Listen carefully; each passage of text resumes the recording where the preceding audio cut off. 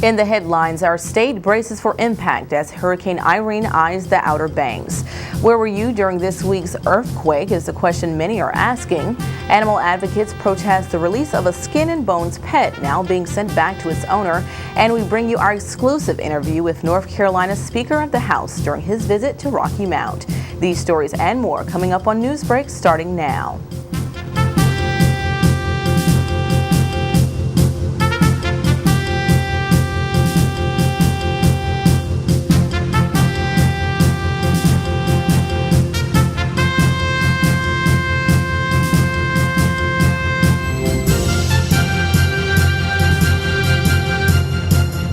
From WHIG-TV, this is NewsBreak 31.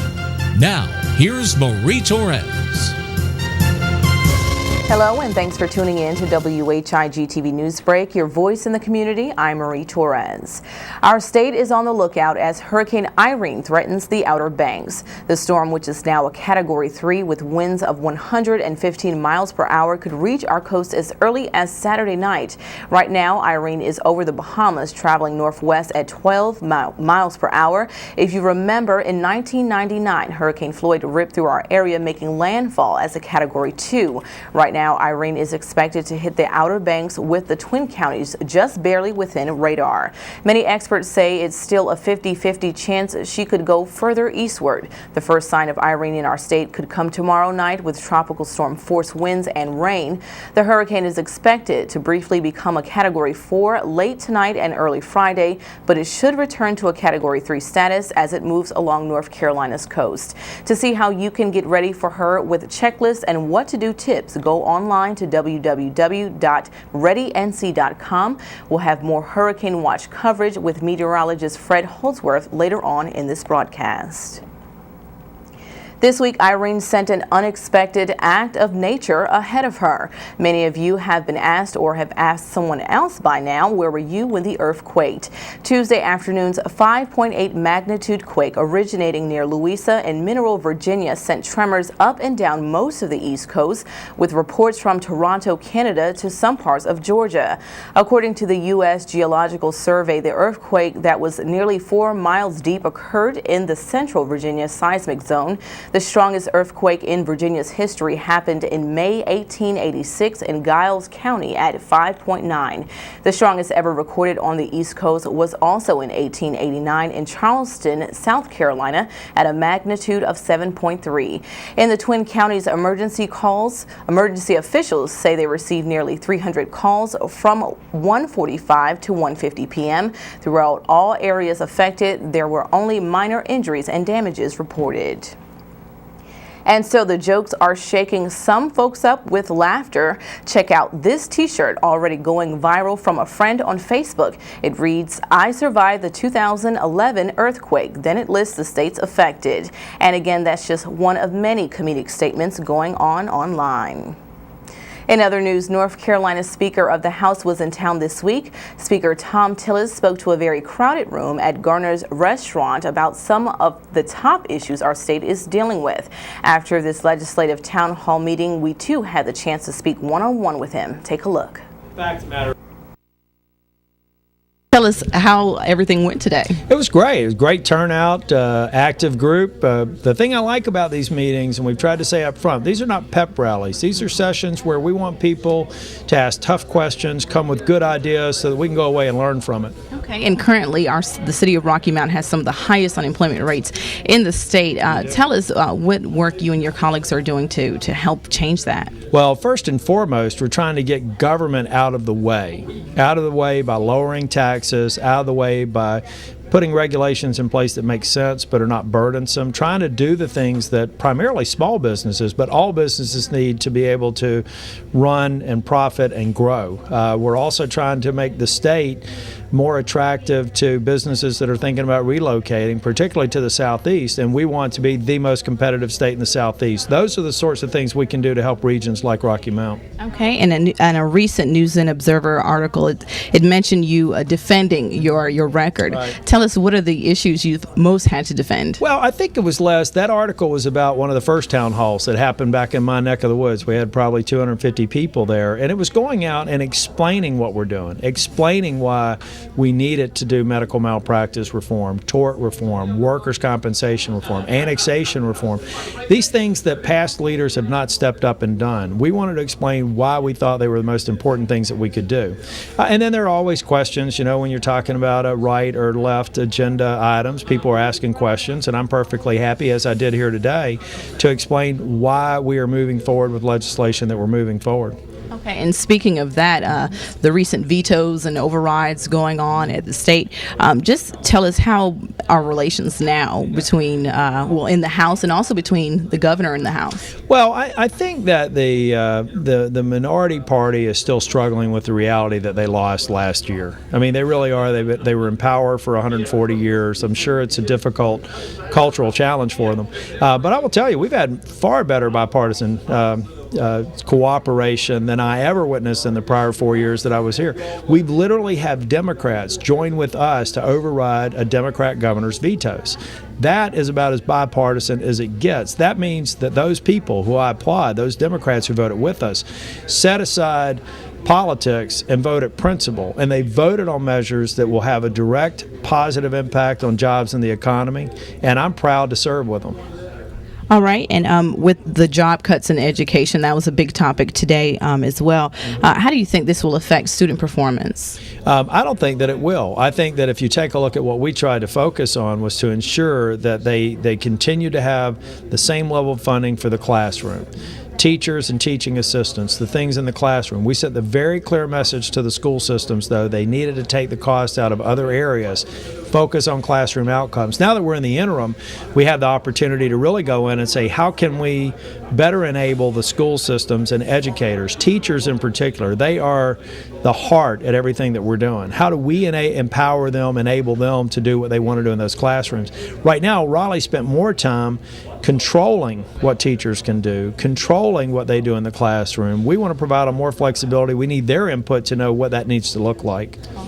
And then finally, I also understand that you are thinking about serving one more term. Oh, yeah. I've, and then what? The only bill that I sponsored this year was a bill to limit the term of the speaker. I feel very strongly that leaders need to move on, to not all of a sudden concentrate power and then sometimes, as you've seen in the past, use that power in an inappropriate way. So when I first ran back in 2006, I said I would serve for 4 terms. Next year, if I'm reelected, will be my 4th term, and I'm a man of my word. I'm going to move on. Okay. What will you do after? Don't know. We'll see then, huh? That's right. You can catch the broadcasting of this town hall meeting in its entirety later on this week, only on WHIG TV. Before going to break, here's some of what we're working on. Officer, when he ran that particular tag, would have known that that fellow was a violent offender. He would have an icon that tells him to approach with caution. He would be able to call for backup and would be able to deal with that circumstance differently and perhaps have a different outcome. A new way to catch criminals. Next week we'll show you the latest technologies our local authorities will soon be using. We'll be right back.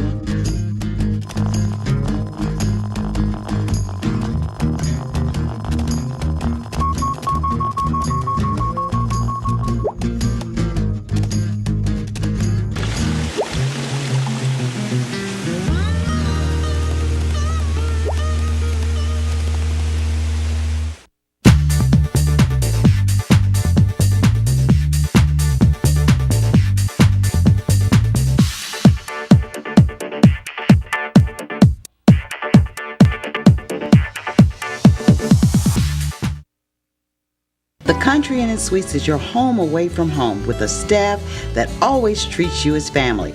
If you or your church or company has visitors, give them a great Rocky Mount welcome with a special discount on their overnight or extended stay. Not only is the Country Inn & Suites a comfortable place, we'll spoil them with fresh cookies and complimentary breakfast. We are filled with luxuries like an indoor pool, fitness center, and a guest laundry. The Business Center includes a boardroom, connection to high-speed internet, and catering for meetings is always available. Call me, Donna Chavis, at 252-442-0500 for a tour and or to set up your corporate rate. You're always welcome as family in the Country Inn & Suites, Rocky Mount.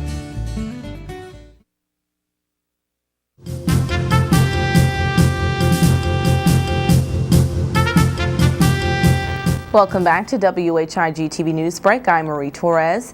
We update you on a story we reported this week. According to Rocky Mount Police, they are still investigating the death of 55-year-old Edward Arrington Whitaker Jr. as a suspicious death, not yet a homicide. Whitaker's body was found Sunday morning at the Kangaroo Express gas station in Gold Rock. This morning, we called Pitt County Medical Examiner's office in Greenville. They say Whitaker's cause of death was due to traumatic chest injuries. Though they would consider it as a homicide, an official classification won't be released until Rocky Mount detectives make their results conclusive. If you have any information into this case, you should call Crime Stoppers at 252-977-1111. Police are looking for a possible suspect operating a tan, gold, or silver Toyota truck. In other news, concerned animal advocates are in uproar about an animal shelter pet that may be sent back to its owner. Take a look at this photo. Our Pet of the Week ladies, Shelley Milburn, Sandra Holt, and Vicki Jones brought this issue to our attention. They say this female German Shepherd, along with a male German Shepherd, was picked up by Animal Control this week. Now, Animal Control is actually thinking about sending the 3-year-old dog back to its owner today. Here are Holt and Jones' thoughts on this matter. And we have offered to take her to the vet and get her well, but Animal Control is holding us back. She was supposed to be there 48 hours, so we were going to get her Tuesday. They emailed us and said they're giving the owner another 48 hours. So why, I don't know. To me, it's like giving the abused back to the abuser. This is uncalled for. He's on vacation.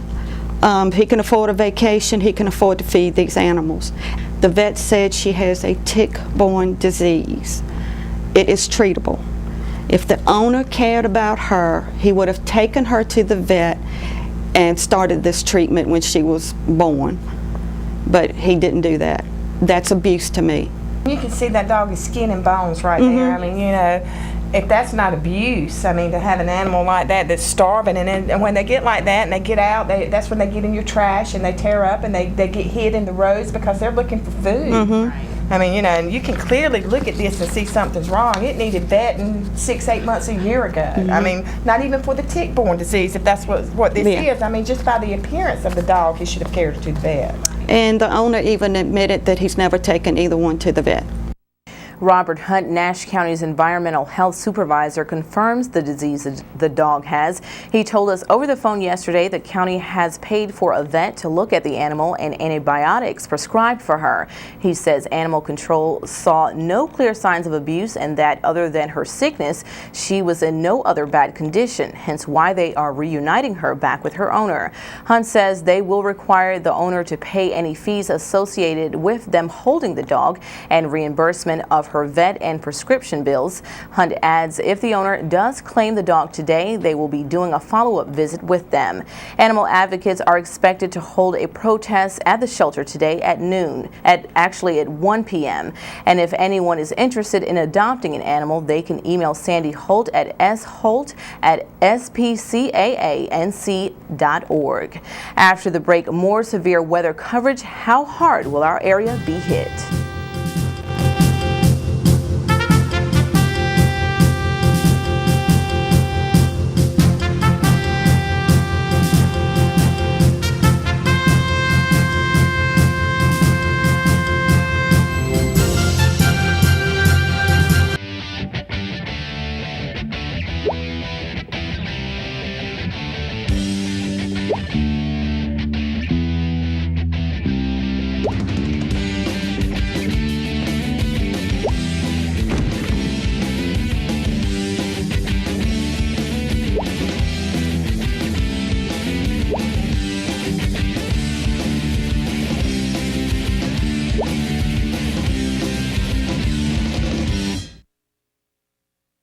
The Country Inn & Suites is your home away from home with a staff that always treats you as family.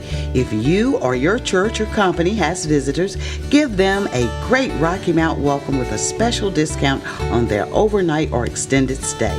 Not only is the Country Inn & Suites a comfortable place, we'll spoil them with fresh cookies and complimentary breakfast. We are filled with luxuries like an indoor pool, fitness center, and a guest laundry.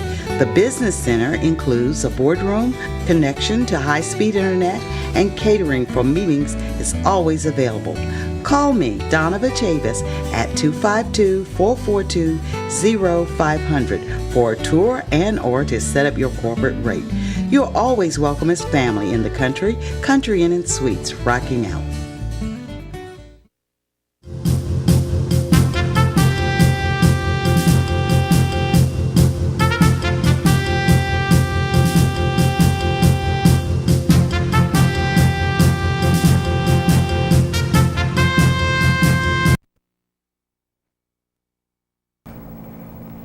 And we're back with the latest in our hurricane coverage, and with me now is our meteorologist, Fred Holtzworth. Thanks for being with us today, Fred. Tell us, what's the latest on Irene? Is it possible that she's really heading our way? Yes, I think so. It is really moving more west now than it had been.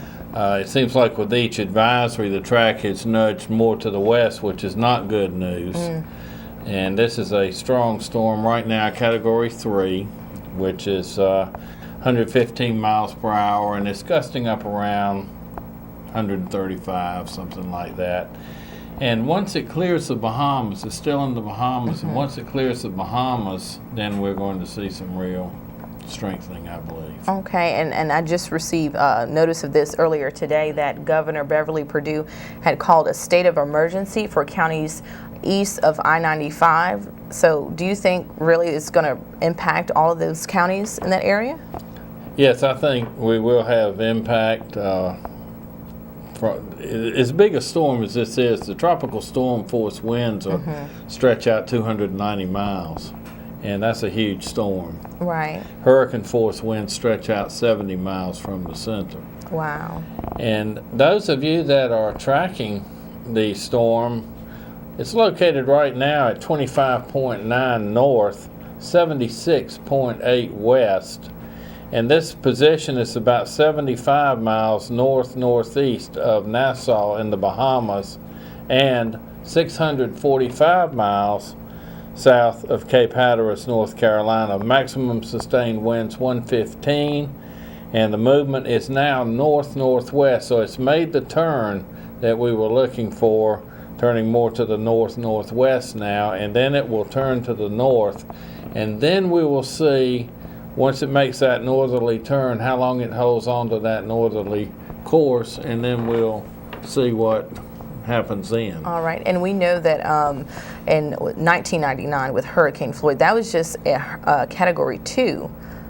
So right, when it got to us, it was around a 2. Of course, now, one thing about Floyd was tracking over some land there. Okay. This one will also be feeling out some land as it comes across the Pamlico Sound, eastern Hyde County, and areas like that. And I know, speaking of that area, there are people who have property over there on the Pamlico Sound and the Pamlico River. Okay. Be prepared for flooding. It's too early to tell really right now what the surge will be, but you should go ahead and prepare now. Do what you can to prevent flooding in your homes over there if you have a home there. And that's on the Pamlico or Albemarle Sound and up the Pamlico River. Okay, and again, this hurricane is expected to hit our coast Saturday night around Sunday morning. Is there anything that we can do other than continue to keep watching it, boarding up anything, or just start? Well, actually, it's going to hit a bit earlier than that. We will start seeing some rain bands coming into the area tomorrow afternoon, Friday afternoon. Sure. And then as the day goes on Saturday, the center approaching the coast Saturday morning, and then moving through Saturday afternoon into Saturday night.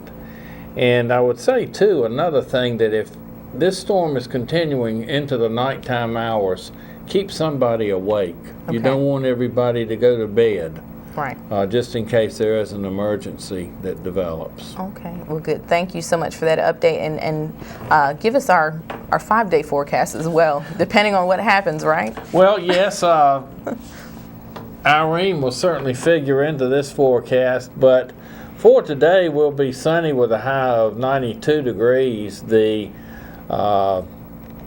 winds would be out of the south at 10. Areas of fog during the night tonight, partly cloudy with a low of 71. Winds will be south around 3 to 8 miles per hour. And then we're going to have to watch for Irene as scattered showers and thunderstorms on Friday, mainly during the afternoon, with a high temperature of 91. Winds will be east around 7 miles per hour.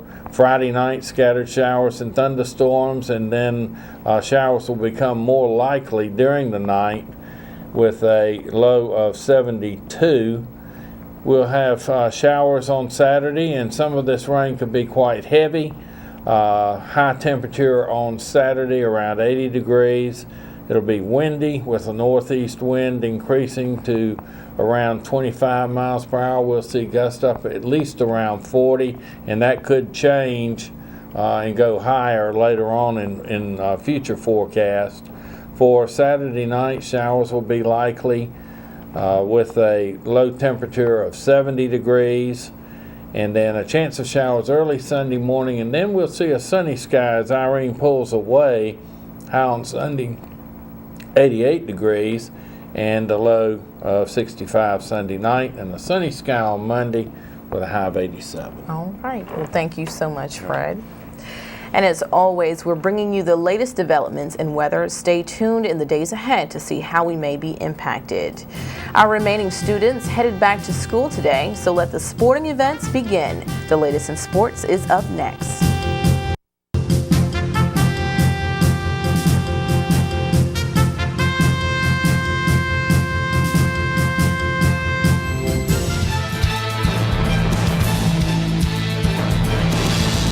When it's happening to you, you'll hear from us. WHIG TV NewsBreak is reporting on the news, issues, and stories that matter to you. Call us at 252-885-1814. Email us at marie.whigtv@gmail.com or check us streaming live at whigtv.com. We're your voice, ready to bring you the news.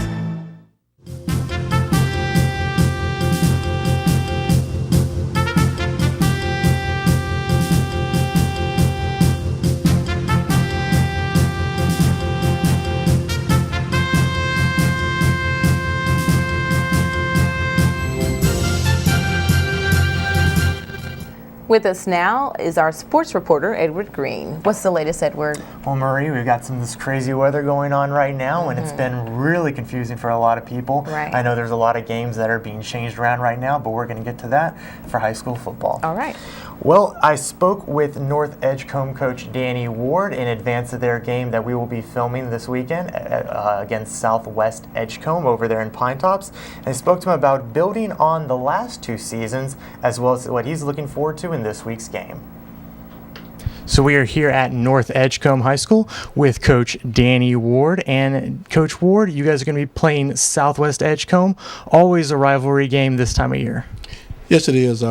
Coach Cobb and I, we go way back to the early 80s, and it's always good to, put my team up against his team, even though he has been having the upper hand the last few years.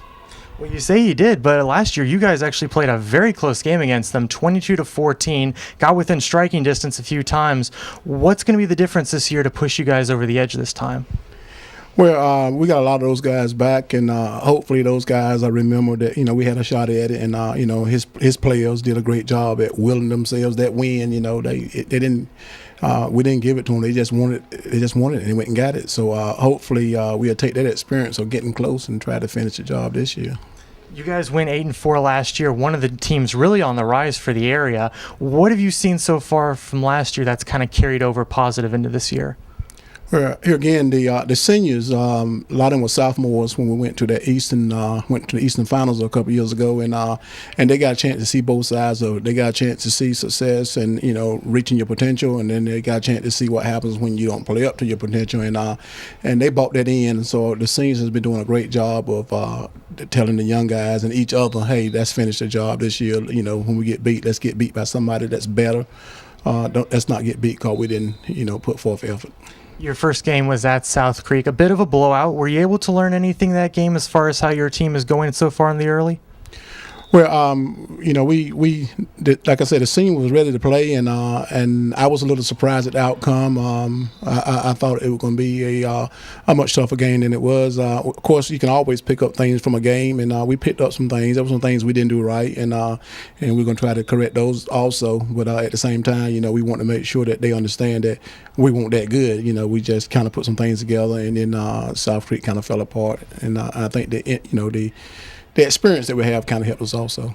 Looking forward not just to Southwest Edgecombe, but through the season as well, what are some things you're looking to key into strategy-wise that's going to help you guys be successful? We all off season we talked about a family unit. We want the family that we wanted to be last year. Year before last, we started that family unit thing, and it really worked. It took us to the Eastern Finals. Last year, for some reason, we didn't buy into it, and this year, we're going back. Hey, remember when we were a family, when we didn't care who got what, how well we played, and the seniors and the captains had done a great job with reminding the guys, hey, look, if one win, everybody win. So we are hoping to take that and go into each game with this. It's us against y'all. It's the Warriors against whoever we are playing.